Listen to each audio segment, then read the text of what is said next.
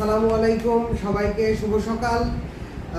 আমি আপনাদের সামনে আরও একটি প্রোডাক্ট নিয়ে এসেছি, যে প্রোডাক্টটির নাম গ্রিন ওয়াটার। এই গ্রিন ওয়াটার মূলত পুকুরে ফাইটোপ্ল্যাঙ্কটন তৈরি করার জন্য একটি প্রোডাক্ট। ফাইটোপ্ল্যাঙ্কটন তৈরি করতে পারলে 40% খাদ্য সাশ্রয় করা সম্ভব। জেনারেল বায়োনিউট্রি এবং Jawad agro science blue Bharati থেকে একটি প্রোডাক্ট মার্কেট করে, যে প্রোডাক্টটির নাম গ্রিন ওয়াটার। এটা বিঘা প্রতি হাফ কেজি থেকে 1 কেজি করে ব্যবহার করতে হয়।